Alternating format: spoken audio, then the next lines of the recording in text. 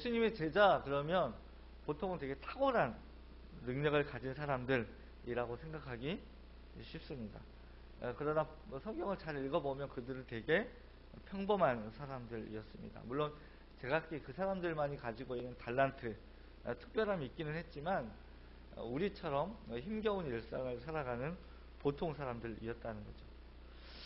성경을 잘 살펴보면 예수님이 이게 제자를 부르실 때 예수님만의 어떤 기준이 있으셨던 것 같아요. 당시에도 아주 탁월한 사람들이 있었습니다. 비범한 능력을 가진 사람들이 분명히 존재했을 터인데 예수님의 제자들은 그런 것은 눈에 잘 띄지 않아요. 아주 탁월한 모습들은 엿보이지 않는다는 거예요. 그들의 면면을 이렇게 살펴보면 직업이요, 어부 또는 세리 또는 열성당원들이었고요. 또 구체적으로 직업이 나타나 있지 않은 사람들도 있습니다. 그 시대 경제 상황을 이렇게 고려해 보면 아마 무직인 사람들도 있지 않았겠나. 요즘도 무직인 게 되게 문제가 있죠. 많이 문제화되고 있는데 그랬다는 거예요. 그러니까 그 당시에 어떤 노동할 수 있는 어떤 형편을 보면 1년 12달 중에 한 2달 정도 일했대요. 평균. 그럼 나머지 10달은 어땠다는 걸까요? 놀았다는 거죠. 그러니까 1년의 대부분을 수입이 없이 살았다라고 얘기를 해보면 경제 상황은 뭐 눈에 이렇게 보지 않아도 훤하죠. 그러니까 대다수가 가난했고요. 많은 사람들이 일자리를 찾아서 이곳저곳으로 나다니던 그런 때였습니다. 또 유대인이기 때문에 제자들이 기본적인 지식은 있었습니다. 그러니까 유대인들에게는 어려서부터 이미 5살 때부터 율법 교육을, 특히 율법을 암송하는 훈련들을 많이 했기 때문에 또 회당에서 정기적으로 모임을 갖고 그들이 하나님 말씀을 배웠기 때문에 일반적인 지식은 있었지만 아주 전문적인 지식을 가지고 있는 사람들은 아니었다라는 걸 알 수 있습니다.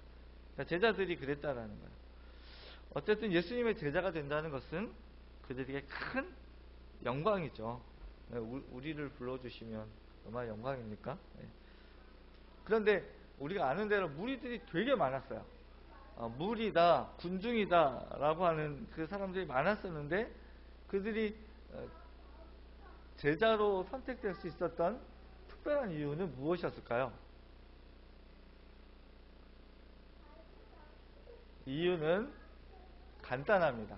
이유는요, 예수님이 그들을 원하셨기 때문에, 예수님이 그들을 필요로 하셨다라는 거예요. 그러면 제자란 무엇인가? 제자는 바로 예수님이 가신 길을 따라가는 사람들이 제자입니다. 뭐라고요? 예수님이 가신 그 길을 따라가는 사람들.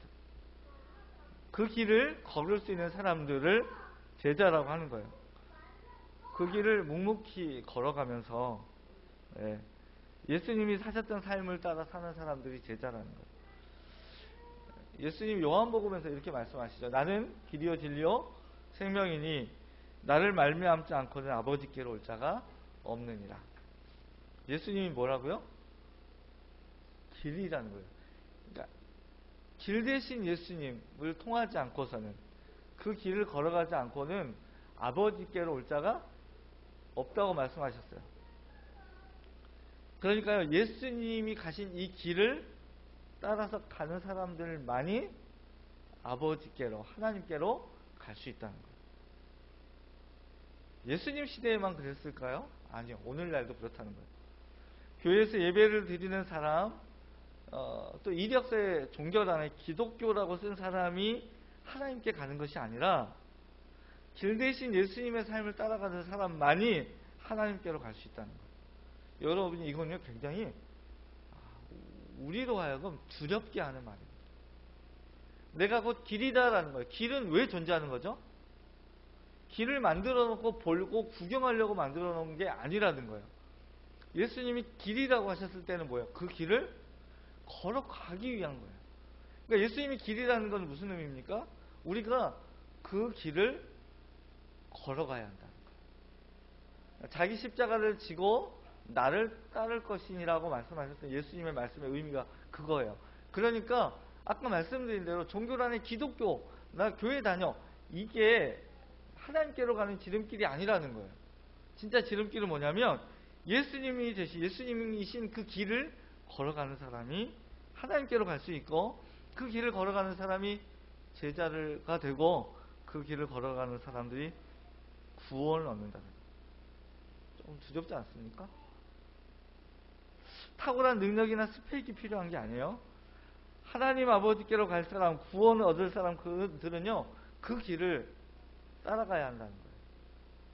그 길을 벗어나거나 그 길을 지식적으로 아는 사람들은 결코 참된 믿음을 가진 사람이 아니라는 거예요. 네. 오늘은 아주 특별한 능력은 없었지만 예수님이 걸어가신 그 길을 따라갔던 제자들의 이야기를 보도록 하겠습니다.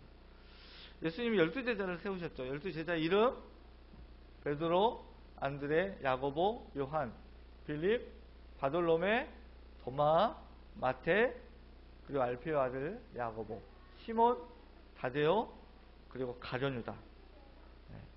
이죠. 그들 중에 먼저 눈에 띄는 제자들이 좀 있습니다. 베드로와 세베대의 아들들입니다. 그들에게 이제 특별한 이름을 지어주셨기 때문에 그래요. 오늘 본문을 보면 그렇다는 거예요. 자, 시몬의 이름은 베드로로 정해주셨고, 세베대의 아들들인 야고보와 요한은 보아너게라는 이름을 더해주셨습니다. 우리가 아는 대로 베드로의 뜻은 뭐예요? 반석입니다. 반석. 그리고 보아너게는 우리의 아들이라는 뜻이죠. 먼저 베드로를 좀 보도록 하겠습니다. 예수님을 먼저 만난 건 사실 베드로보다 안드레가 먼저였죠. 안드레는 세례 요한의 제자였지만 예수님을 만나면서 예수님이 메시아라는 사실을 확신했어요. 그래서 그의 형인 베드로를 딱 만나가지고 뭐래요? 우리가 메시아를 만났다라고 하면서 베드로에게 예수님을 소개합니다. 근데 이 베드로가요 쉽게 예수님 앞에 나오질 못해요. 왜 그랬을까요? 우선 그에겐 가족이 있었습니다. 그죠? 어떻게 알 수 있냐면 성경을 잘 보시다 보면 베드로의 장모가 있었다는 것도 알 수 있고, 베드로의 장모가 있었다는 얘기는 아내가 있었다는 거죠. 나중에 바울이 그러죠. 내가 베드로처럼 아내를 데리고 전도를 다니고 복음 사역할 수 있는 자격이 없느냐? 있다, 이 얘기를 하죠. 그러니까 나중에는 아마 아내와 함께 그 복음 사역을 감당했던 것 같습니다. 가족이 있었어요. 가족이 있는 사람이 쉽게 제자의 길을 간다는 것, 예수님을 따라 나선다는 것은 쉽지 않다는 거죠. 또 그에게는 뚜렷한 직장이 있었습니다. 보세요. 아까 말씀드린 대로 1년 12달 중에 열흘 정도는 놀아야 되는 사람들이 무수히 많은데 베드로는요 어부였어요. 그죠? 뚜렷한 직업이 있었어요. 여러분, 안전된 이 직장을 버리고 예수님을 따라 나선다는 게 쉬웠겠습니까? 쉽지 않았다는 거예요. 또 대다수 당시의 어부들이요 그 사회에 대한 불만이 있었어요. 로마에 대한 불만이 있었습니다. 이유도 당연하죠. 세금은 누구한테 걷어요? 돈 있는 사람들에게 걷습니다. 돈 버는 사람들, 그래서 수중에 있는 사람들한테 걷죠. 대다수가 거짓대처럼, 죄송합니다, 몰려다니는 사람들한테는 거들래야 거둘 수가 없죠. 그래서 세리들이 누구에게 걷겠어요? 아무래도 뚜렷한 직장을 가지고 있는 사람들에게 걷겠죠. 그러니까 로마 사회와 그 사회에 대한 불만은 누가 더 있었을까요? 어부들이 더 있었다는 거예요. 다 설명은 못 드리지만 그 당시에 신도시를 개발하던 또 걷던 사람들이 이 어부들한테는 아주 계획적으로 꼼꼼하게 세금을 더 많이 걷어들였어요. 그러니까 물고기를 잡아도 잡는 게 아니라 잡는 만큼 세금을 많이 내야 되는 그런 상황들이 벌어졌겠죠. 뿐만 아니라 갈릴리에서는요, 그 로마로부터 독립을 하기 위해서 이 폭동을 일으켰던 사람들이 많이 있습니다. 나름의 세력을 이루어서 그 당시 로마나 정치권에 항거를 했던 사람들이 많이 일어났어요. 아마 베드로도 그랬지 않았을까. 이렇게 보면서, 예수님을 보면서 안드레가 우리가 메시아를 만났다라고 얘기했지만 진짜 맞을까? 조금 우리가 좀 기다려봐야 되지 않겠어? 뭐 이런 아마 나름대로의 신중함이 있지 않겠나, 않았겠나, 이런 생각을 할 수 있습니다. 나중에요, 갈릴리 바다에서 고기를 한 마리도 잡지 못하고 그물을 씻고 있는 그 베드로에게 깊은 곳에 가서 그물을 내려라 라고 예수님이 하셨을 때 뭐 잡은 것이 밤새도록 하나도 없었지만 말씀에 의지해서 한번 잡아보겠습니다. 그리고 그물을 던졌을 때 엄청 많은 고기를 잡았죠. 그때 베드로가 반응했던 게 뭐예요? 주여, 나는 죄인으로서이다, 나를 떠나소서. 그러니까 이 과정들을 생각하지 않으면 그가 그렇게 이야기할 수 없다는 거예요. 성격이 급하고 과격했지만 또 나름 신중하고 현실주의자였던 것 같아요. 그 사람이 그때로부터 예수님의 제자가 됩니다. 그런 그가 나중에 어떻게 예수님을 3번이나 부인하죠. 또 예수님이 부활하셨다는 소식을 여인들에게 듣고도 믿지 않았습니다. 나중에 고기나 잡으러 다시 갈릴리로 가야겠다. 예수님 죽으시고 부활하신 이후에 예수님을 만나기 전에 그러고 나서 고기 잡다가 다시 예수님이 그들을 찾아갔을 때 다시 어디로 돌아옵니까? 제자 길로 돌아오는 거예요. 길을 벗어난 거예요. 버스가 노선대로 가지 않고 비행기가 항로대로 가지 않은 것처럼 제자의 길을 가지 않았던 그가 부활하신 예수님을 만나고 다시 돌아오게 됐다라는 거예요. 만약에요, 여기 돌아오지 않았다면 베드로 어떻게 됐을까요? 예수님의 길을 걷는 사람이 아닌 거예요. 그렇죠? 그 길을 걸어가야 된다니까요. 이게 매우 중요합니다. 그런 그가 어떻게 반석이 될 수 있었을까? 사실 그는 처음부터 끝까지 반석이었던 적은 한 번도 없습니다. 그를 이 반석처럼 지탱해 준 것은 무엇인가 하면 흔들리지 않는 주님의 붙드심과 주님의 사랑이었습니다. 베드로가 무리를 걸을 때, 무리로 빠져갈 때 예수님이 그의 손을 잡아줘서 이렇게 건졌잖아요. 그렇죠? 그랬던 것처럼 완전히 무너져 버렸던 그의 인생, 그의 신앙을 든든하게 받쳐줬던 건 누구냐? 바로 예수님이라는 거예요. 예수님이 붙들어줬을 때 물 위로 걸을 수 있는 거예요. 그게 반석이 되는 거예요.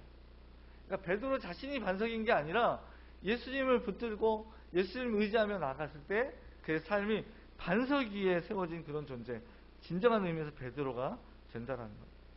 여러분, 우리도 그렇습니다. 여러분, 우리가 물 위를 어떻게 걷습니까? 한 발만 내딛어도 넘어질 것 같은 연약한 우리가 어떻게 든든한 반석 위에서 예수님을 믿고 든든한 믿음 위에서 하나님 앞에 나아갈 수 있겠습니까? 바로 주님의 붙드심이 있을 때만 가능하다는 거예요. 안드레는요, 아주 특별한 인물입니다. 아까 말씀드린 대로 예수님을 먼저 만나는 사람은 그였죠. 그는요, 항상 2인자에 만족해야 했습니다. 심지어는 야고보나 요한에게도 밀렸어요. 밀렸다는 표현이 좀 그런데 예수님이 3명의 제자를 데리고 따로 이렇게 움직이실 때가 있습니다. 변화산에 갈 때나 또는 겟세마네 동산에서 기도하실 때도 3명의 제자들을 데리고 갔습니다. 베드로, 안드레가 아니죠. 베드로, 야고보, 요한이었다는 거예요. 안드레는요, 이 3명에도 못 듣는 거예요. 예수님은 베드로를 수제자로 삼으셨고 초대교회 때도 항상 중요한 자리에 누가 있어요? 베드로가 있었다는 거예요. 심지어 그뿐입니까? 안드레를 소개할 때는 뭐라고 소개합니까? 예수님의 제자 안드레라고 소개 안 하고요, 베드로의 형제 안드레 이렇게 얘기를 하는 거예요. 신기한 것은 그가 이런 것에 대해서 불평했다든가 못마땅해 했다라는 내용은 한 군데도 나오지 않아요. 그는 예수님께 선택된 첫 번째 제자였어요. 뭔가 달라도 달라야 됩니다. 나중에 그 오병이어 기적이 있을 때 그 물고기 2마리, 떡 5개를 들고 있는 소년을 발견해 가지고 예수님께 데려온 사람이 누굽니까? 안드레였어요. 안드레가요, 이 굉장히 그 계산이 빠르거나 좀 이성적이었던 사람인 것 같아요. 데려오면서도 예수님한테 뭐라고 얘기해요? 이것이 이 많은 사람들에게 얼마나 되겠습니까? 사람들이 지금 5,000명이 있는데, 그죠? 이 물고기 2마리, 떡 5개가 얼마나 되겠습니까? 너에게 떡이 있느냐라고 예수님 물으셨을 때 가져오면서도 그렇게 얘기했던 사람이에요. 나중에 예수님께 그 예루살렘에 계실 때 헬라인 몇 명이 찾아올 때 그들을 데리고 온 사람은 누구예요? 안드레였습니다. 사실 헬라인을 데리고 왔을 때 예수님이 굉장히 기뻐했어요. 드디어 나의 날이 다 됐다. 내가 영광을 받을 날이 됐다라고 말씀하세요. 왜냐하면 이 헬라인이라는 게 뭐예요? 이방인들이죠. 유대인에게 머물러 있던 이 복음의 역사가 이제 이들을 통해서 공식적으로 어디로? 이방으로 가는 시작이 되었기 때문에 예수님 굉장히 기뻐하셨어요. 그러고 보면요, 베드로를 예수님께 데려온 것도 누구예요? 안드레였죠. 오병이어때 그 소년을 예수님께 데려온 사람도 누구예요? 안드레였죠. 그리고 나중에 헬라인들을 빌립과 함께 데려오긴 했지만 예수님께 데려왔던 사람도 안드레입니다. 이게 다리 역할을 했던 것 같아요. 중간자 역할. 그러면서도 자신을 내세우지 않는 그런 사람이었어요. 그의 성격을 잘 알 수는 없지만 열심히 일을 하면서도 앞에 나서기를 좀 두려워하지 않았을까? 아니면 두려워하진 않았더라도 적어도 아마 이렇게 앞에 나서는 것 자체는 꺼렸던 사람 같아요. 야고보와 요한이 또 있습니다. 그들에게 붙여주신 별명 우레의 아들들, 보아너게이죠. 우레 아십니까? 우레? 그 천둥 번개, 그죠? 번둥천개가 아니라 천둥 번개. 가끔 일기예보 하시는 분이 천둥 번개를 번둥천개라고 하시는 때가 있는데 천둥 번개요. 와, 얼마나 치면 난리가 나죠. 막 번쩍번쩍하고 울릉쾅쾅. 이들이 어떤 사람들이었기에 이런 별명을 붙여주셨을까요? 이 사람들이요, 세베대의 아들들입니다. 세베대는요, 부자였어요. 성경을 잘 보면 배가 있었답니다. 배가 있고 배를 거느렸을 뿐만 아니라 일꾼들도 있었습니다. 이 두 분은 그래서 우리말로 얘기하면 부잣집 아들들입니다. 부잣집 아들. 아마 꽤나 오냐오냐하고 자랐지 않겠습니까? 누가복음 9장을 보면 예수님이 그 십자가를 질 기약이 다가왔다고 말씀합니다. 이제 때가 돼서 십자가를 지러 예루살렘으로 가야 될 때가 된 거예요. 그러니까 예수님이요, 굉장히 마음이 어려웠던 것 같아요. 마음을 단단히 먹고 간다고 얘기합니다. 그래서 9장 51절을 보면 이렇게 기록되어 있습니다. 예수께서 승천하실 기약이 차감해 예루살렘을 향하여 올라가기로 굳게 결심하시고, 그러니까 예수님이 굳게 결심하시고 이제 올라가야 되는 이유가 뭘까요? 이제 십자가가 기다리고 있는 거예요. 예수님이 십자가가 막 즐거웠던 게 아니에요. 엄청 힘들고 마음이 부담이 되고 두려운 것이 십자가였습니다. 예루살렘을 올라가는데 사마리아를 이렇게 경유해서 가게 됐던 거죠. 그래서 제자들을 보내서 미리 이제 좀 먹을 것도 아마 준비하고 뭐 이랬던 것 같아요. 그래서 사마리아 마을로 보냈는데 사마리아 사람들이 이걸 거절해요. 못 들어오게 합니다.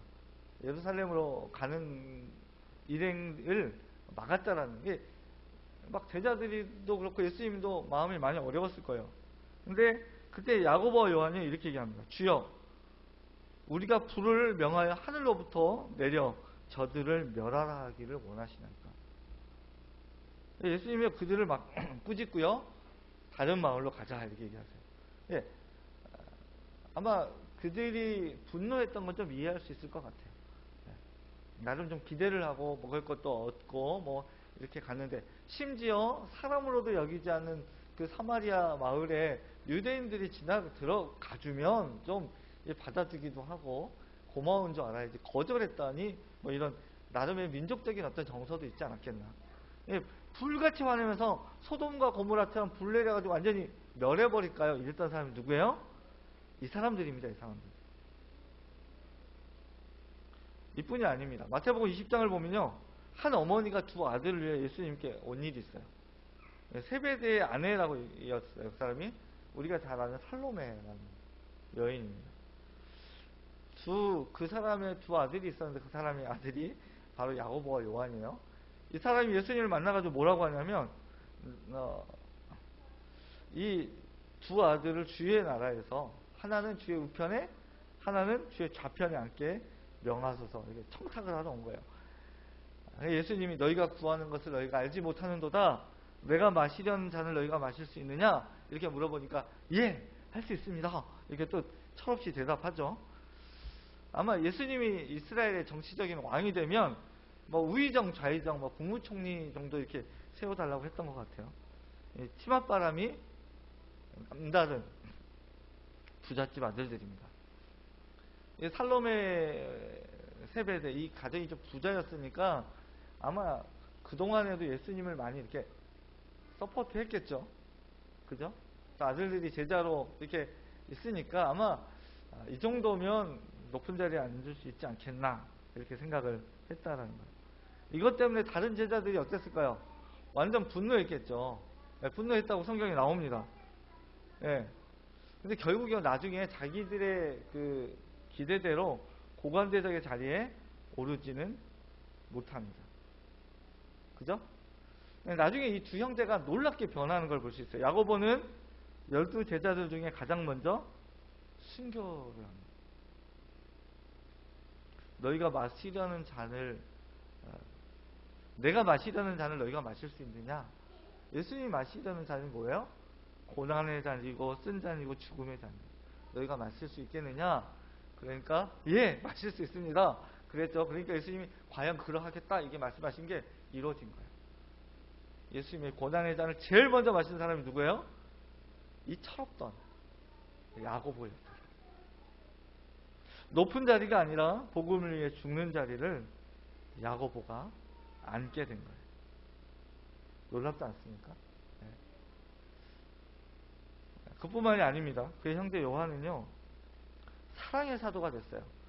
이 사람이 불을 내려서 소돔과 고모라처럼 멸하지요 이렇게 얘기했던 사람이 사랑의 사도가 됐다는 게 좀 낯설지요. 그가요 요한일서 4장 11절에서 이렇게 얘기합니다. 사랑하는 자들아 하나님이 이같이 우리를 사랑하셨은즉 우리도 서로 사랑하는 것이 마땅하도다.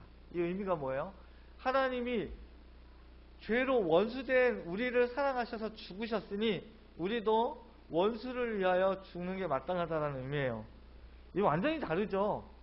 아니 우리를 대접하지 않고 영접하지 않았다고 사마리아를 멸하자던 그 사람이 그 사람들을 위해 죽는 것이 마땅하도다라고 얘기하는 거 보니까 예, 여간 변한 게 아닙니다. 사실 요한은요 좀 대단한 사람입니다. 예수님의 특별한 사랑을 받았다라는 거예요. 그래서 요한복음 보면 그의 사랑하시는 제자라는 표현이 누구예요? 요한복음을 이렇게 쓰면서 나라고 쓰기가 어려우니까 뭐라고 쓰는 거예요? 예수님이 사랑하시는 제자라고 자기 자신을 쓴 거예요. 그래서 다락방에서 이렇게 누워서 식사를 할 때 유대인들은 이렇게 그 최후의 만찬을 보면 이게 테이블에 앉아서 식사를 하죠. 그건 잘못된 거예요.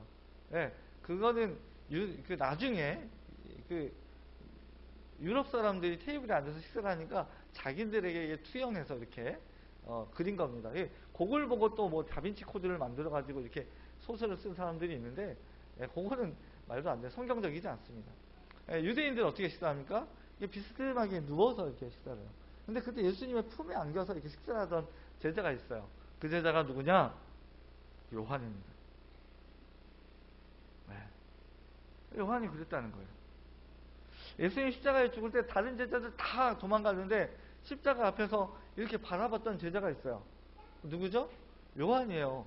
예수님이 눈을 감으실 때, 운명하실 때 그 눈 감는 모습을 마지막으로 본 제자가 누구예요? 요한이에요. 네. 대단하죠? 그 제자한테 예수님이 그 죽으시면서 이 마리아, 어머니 마리아를 맡긴 제자가 있어요. 이 내 어머니다. 이게 누구예요? 요한입니다. 전승에 의하면 한 40년 동안 마리아를 계속 모셨대요.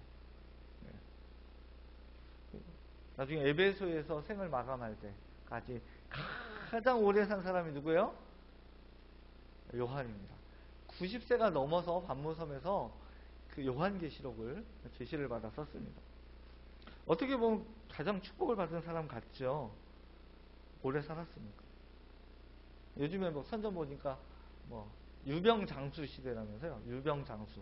무병장수가 아니라 병이 있는 채로 오래 사는 건 축복이 아니에요. 그죠? 아파서 막 정말 죽을 둥 말 둥 힘들게 막 살면서 150세까지 살면 그게 축복입니까? 날마다 죽을 것 같이 힘든데. 무병장수가 축복이죠. 요한은요 같은 동료들 제자들이 같은 성도들이 그 고난 가운데 죽어가는 걸 다 봤던 사람이에요. 우리를 얘기하면 일일이 다 묻어줬던 사람이 그들의 죽음을 맞이하는 걸 보면서 그 아픈 쓰라림을 다 끌어안아야 됐던 사람이 누구예요? 요한입니다. 그러니까 오래 살았지만 모든 고난을 다 끌어안았던 제자가 요한입니다. 그러니까 예수님이 말씀하셨던 너희가 이 잔을 마실 수 있느냐 했을 때 그 잔을 다 마셨던 것들이 야고보고 요한이었다고. 이 사람이 나중에 죽을 때요, 요한계시록 마지막 22장 21절에 마지막으로 쓴 게 뭐예요? 마지막 줄, 우리 주 예수 그리스도의 은혜가 너희 모두와 함께 있을지어다. 이 사람들을 이렇게 변화시켰던 이유가 뭐냐면요, 뭐라고요? 우리 주 예수 그리스도의 은혜였다. 예수님의 제자 중에는 세리였던 마태가 있습니다. 또 유대의 회복을 꿈꾸며 무장 독립운동을 하던 열성당원들도 있었어요. 그런 점에서 보면 예수님 제자들의 구성은 오합지졸이었습니다. 질서가 없고 훈련이 되지 않은 그런 사람들이었다는 거예요. 어느 정도였냐, 나중에 그 사람들이 하는 행동을 보면 알 수 있어요. 더 놀라운 사실은 이런 제자들을 부르시기 위해서 예수님이 어떻게 하셨습니까? 밤이 새도록 기도하셨어요. 밤이 새도록 기도해서 부른 제자들이 이 사람들입니다. 그리고 그들에게 예수님이 사도라는 이름을 주셨어요. 사도가 뭐예요? 보내심을 받은 자, 아포스톨로스. 이런 부류의 사람들을요 모아서 하나님 나라의 복음을 전하도록 하셨어요. 우리가 이해할 수 없는 부분이 있어요. 예수님이 이 사람들을 선택해서 3년 동안 먹고 마시고 잠자고 함께 행동하면서 기적을 보이시고 말씀을 가르치시고 또 가르치시고 가르치셨는데 이들의 면모가 대단했습니다. 베드로는 수제자였음에도 불구하고 3번에 걸쳐 예수님을 부인했을 뿐만 아니라 서슴없이 예수님을 저주했습니다. 가룟 유다는 예수님을 팔았고 양심의 가책을 못 이겨 목숨을 스스로 끊었습니다. 끝내 돌아오지 않았어요. 못났죠. 예수님이 잡히실 때 목숨이 위태로워지니까 예수님과 함께 했던 어떤 청년은요, 배에 헛이불을 버리고 벗은 몸으로 아마 일부러 벗은 몸으로 가진 않았겠죠. 이게 거추장스러워서 그걸 벗어버리고 도망갔는지 모르겠어요. 아니면 누가 잡으려고 하니까 그 잡은 걸 어떻게 할 수 없으니까 그냥 벗어버리고 도망갔는지 모르겠어요. 그만큼 못났다는, 벗은 몸으로 도망갔어요. 전승에 의하면, 어떤 분들이 얘기하면 이 청년이 마가였을 거다 이렇게 얘기하는 사람들도 있어요. 마가였든 아니었든 누군지 중요하지 않아요. 어쨌든 예수를 따랐던 그 청년은 예수님의 제자였다는 거예요. 베드로를 포함한 제자들은요, 여인들이 무덤에서 예수님 부활하셨어 라고 말했는데도 불구하고 나는 다시 고기 잡으러 간다 그러고 갈릴리로 돌아갔습니다. 심지어 어떤 제자들은 부활하신 예수님이 엠마오로 갈 때 옆에 있었는데 예수님인지조차도 못 알아봐요. 나중에 가서야 그분이 예수님이셨어 이렇게 발견한 사람들이 이 예수님이 부르신 제자들입니다. 여러분, 예수님이 이런 제자들을 선택하시고 부르신 이유가 무엇일까요? 오늘 본문에 잘 나타나 있습니다. 우리 14절과 15절을 한번 함께 다시 읽어보도록 하겠습니다. 자, 시작. 이에 12를 세우셨으니 이는 자기와 함께 있게 하시고 또 보내사 전도도 하며 귀신을 내쫓는 권능도 가지게 하려 하십니다. 첫 번째, 예수님은 자기와 함께 있게 하기 위해 제자를 부르셨어요. 이 제자가 잘나고 못나고 특별해서가 아니라 제자들을 부르신 첫 번째 목적은 뭐예요? 자기와 함께 있게 하시고, 두 번째는 그들을 보내시기 위해서 부르셨다는 거예요. 그러니까 보세요. 그들을 보내서 전도도 하고 그들을 보내서 귀신도 내쫓게 하기 위해 부르셨다는 거예요. 그러니까 오늘 본문을 보면 3가지인 것 같아요. 자기와 함께 있게 하기 위해서, 보내서 전도도 하고 또 귀신도 내쫓게 하기 위해, 이렇게 보일 수 있지만 사실 그 본문을 잘 살펴보면 2가지예요. 첫 번째는 뭐예요? 당신과 함께 있게 하는 것.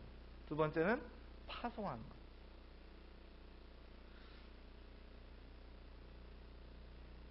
파송한 그들이 해야 될 두 가지 사역이 있는데, 하나는 뭐예요? 전도하는 거예요. 복음을 전하는 것입니다. 두 번째는 귀신을 쫓아내는 거예요. 여러분, 예수님이 제자들을 왜 부르셨다고요? 함께 있으려고. 근데 그 이전 대목을 우리가 좀 볼 필요가 있어요. 그 바로 위 대목에 뭐라고 나와 있습니까? 또 산에 오르사 자기가 원하는 자들을 부르셨다는 거예요. 우리가요, 오늘 감격해야 되는 이유가 여기 있습니다. 예수님이 제자들을 부르신 이유는 예수님이 그들을 원하셨기 때문이에요. 예수님이 오늘 우리를 부르신 이유가 뭐예요? 우리를 원하셨기 때문에. 여기서 우리는요, 우리가 어떤 존재인지를 알 수 있습니다. 우리는 예수님의 제자들이 그랬던 것처럼 한없이 연약하고 부족한 사람들입니다. 그죠? 제자들의 면모를 우리가 살펴봤잖아요.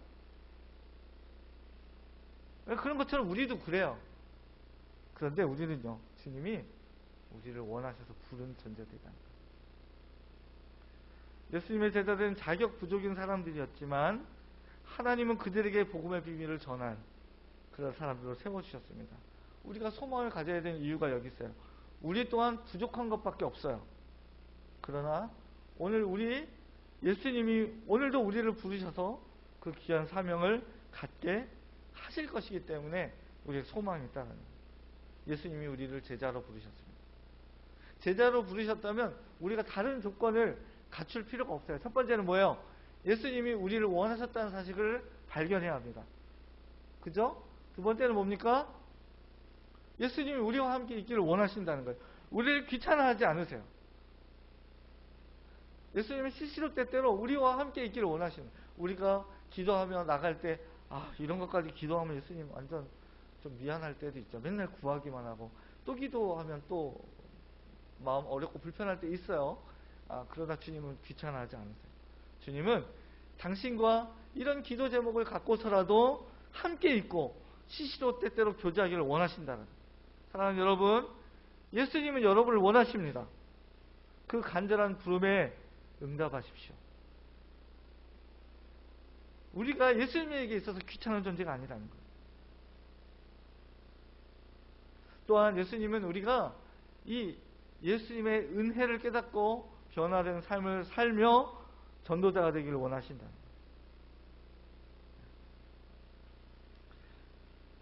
요한이 또 다른 제자들이 이렇게 변할 수 있었던 건 무엇인가? 예수 그리스도의 은혜를 통해서 그렇게 됐다라는 거예요. 여러분, 그래서 우리에게 예수님 은혜를 주십시오. 주님의 사랑과 은혜를 우리가 발견해 알게 해주십시오. 그러면 우리가 부족하지만 때때로는 베드로처럼 그 항로를 노선을 벗어난 것처럼 다른 길로 이탈했다가도 우리가 다시 돌아올 수 있으니 우리를 붙들어 주십시오. 이렇게 기도하는 여러분이 되길 바랍니다. 또한 더러운 귀신들을 내쫓아야 됩니다. 여러분, 순식간에 악한 영들 우리들을요 자기들의 종으로 만들어 버립니다. 우리를 무너뜨립니다. 우리를 나누어 놓으려고 합니다. 돼지들이요, 목이 이렇게 돼 있어요. 이렇게, 잘 보세요. 이렇게 돼 있어요. 이렇게 못해요. 왜 그런 줄 아세요? 앞에 있는 먹을 것만 찾기 때문에. 나무 위에 맛있는 열매가 많이 달려있는데도 절대로 그를 바라보지 못하고요, 꿀꿀꿀거리면서 앞에만 보는 거예요. 그런 것처럼 우리가요, 하나님이 우리에게 예비하신 축복과 은혜가 많이 있는데 우리가 우리 눈에 보이는 앞에 있는 썩은 것들만 바라보며 사는 거예요. 왜요? 귀신들이 그렇게 우리를 만들어 버렸습니다. 우리 눈에 보여지는 것들, 우리 눈에 좋게 보이는 것들만 바라보는 존재로 만들었어요. 그래서 우리는 귀신을 쫓는 존재로 부르셨다는 거예요. 예수 그리스도의 이름으로 귀신들이 떠나가는 은혜가 있다는 것을 여러분 기억하십시오. 비단 우리뿐만 아니라 우리 주변에 있는 사람들도 눈에 보이는 것들만 추구하는 그런 존재들이라는 거예요.